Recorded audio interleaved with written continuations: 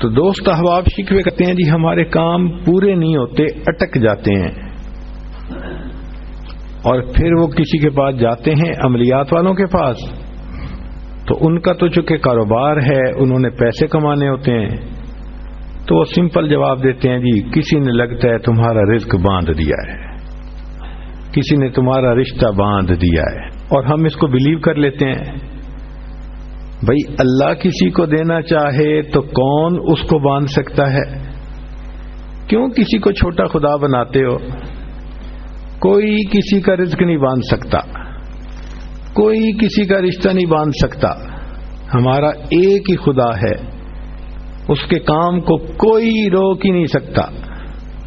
خواہ مخواہ اپنا عقیدہ بھی خراب اور اپنا عمل بھی خراب۔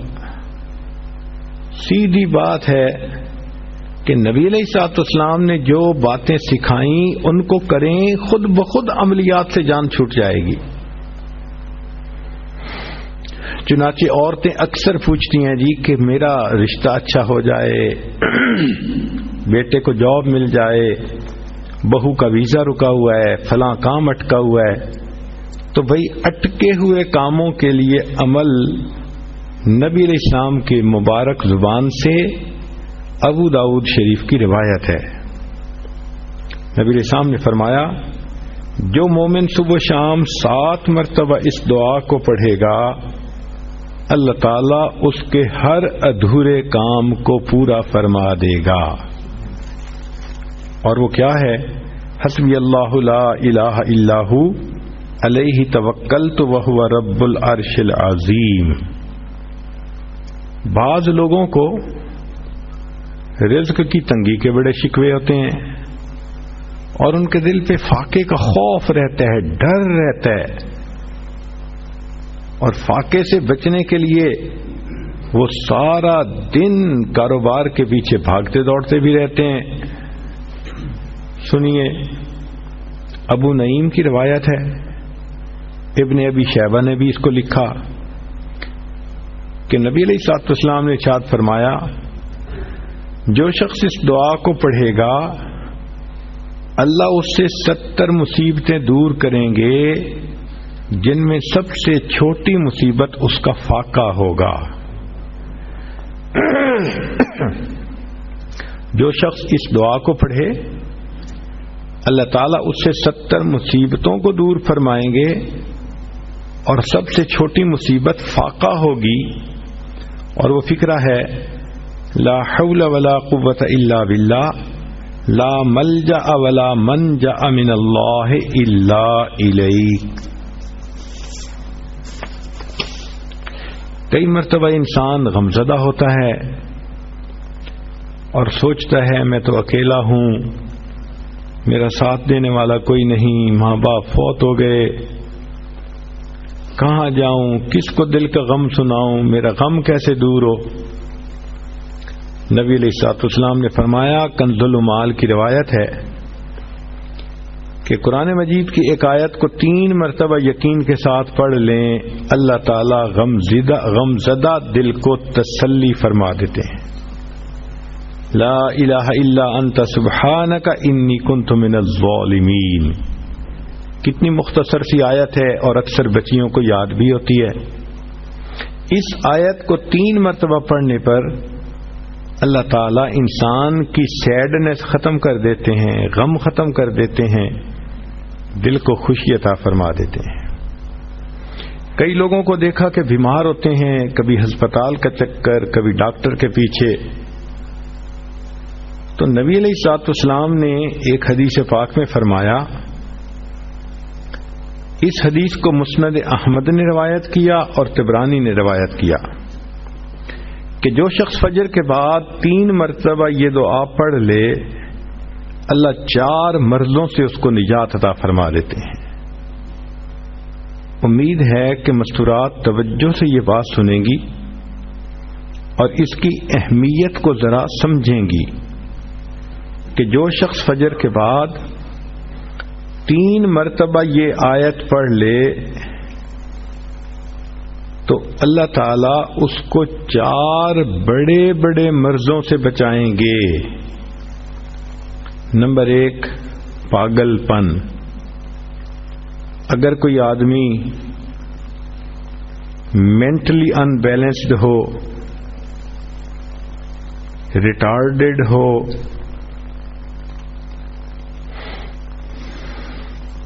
یا جس بندے کو چیزیں بھول جاتی ہوں یا چیزیں یاد نہ رہتی ہوں، ذہن سے متعلقہ جو بیماریاں ہیں وہ اسی پاگل پن کے زمرے میں آئیں گی. یا کسی کو مرگی کی بیماری ہوتی ہے، وہ بھی اسی زمرے میں آئے گی. تو پہلی بیماری جو اللہ تعالیٰ دور کرتے ہیں وہ ہے پاگل پن، اور دوسری بیماری کوڑ پن. کوڑ پن کہتے ہیں چہرہ بدصورت ہو جانا. یہ بھی ہو سکتا ہے کہ برس کی بیماری ہو جائے، جیسے بعض عورتوں کو جلد بالکل سفید ہو جاتی ہے اور عجیب بدنما چہرہ ہو جاتا ہے،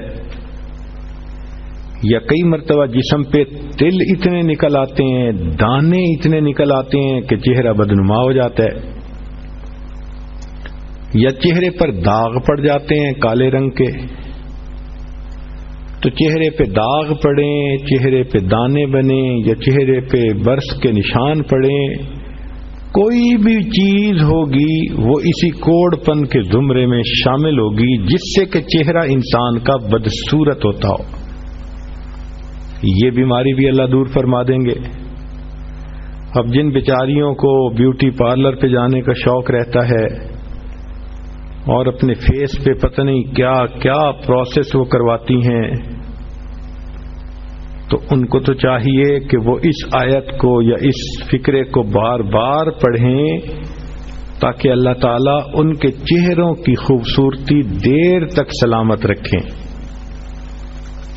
اور تیسری چیز ہے اندھا پن.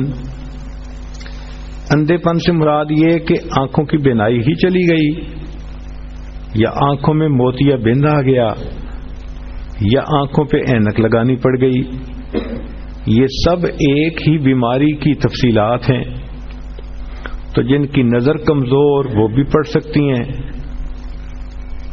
یا جن کو لینز لگانے پڑتے ہیں، کنٹیکٹ لینز صحیح یا کوئی اور، اس مصیبت سے بھی جان چھوٹ گئی.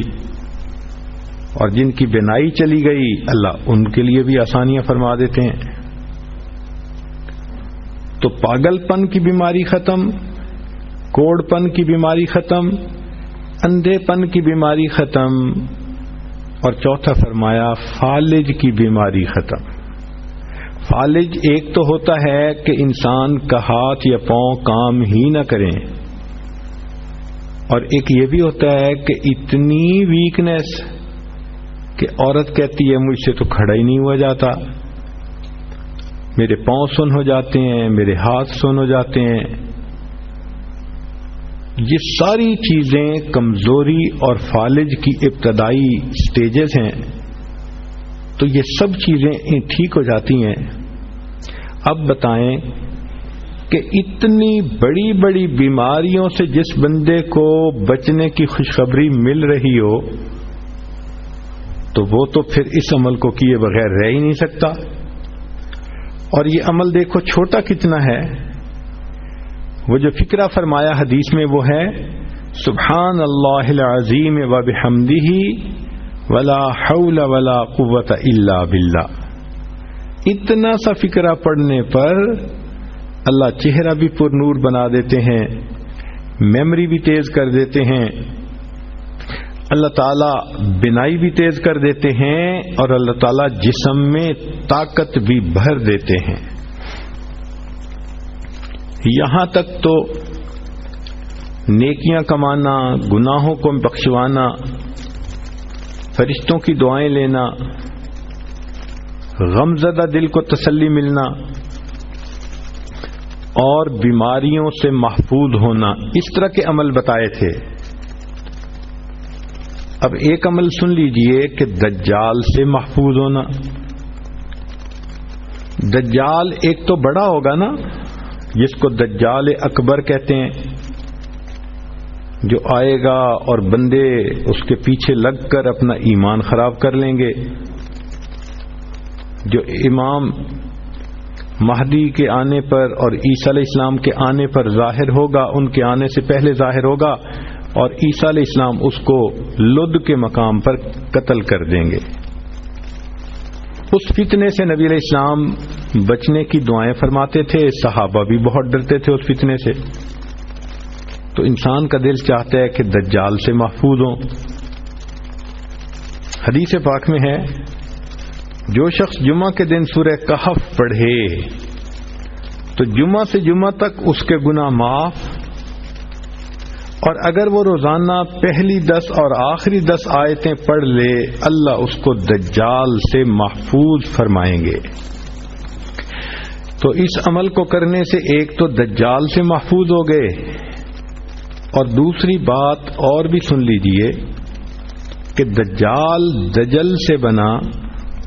دجل کا مطلب ہوتا ہے فریب دینا، دھوکہ دینا، اور بچیوں عورتوں کو انسان کی شکل میں بھی کئی دفعہ دجال مل جاتے ہیں. وہ ان کی عزتیں لوٹتے ہیں، بہانے بنا بنا کے دھوکے دیتے ہیں، ان کو بیٹرے کرتے ہیں. تو اس عمل کے کرنے سے عورت بچی ایسے دجالوں سے بھی محفوظ رہے گی.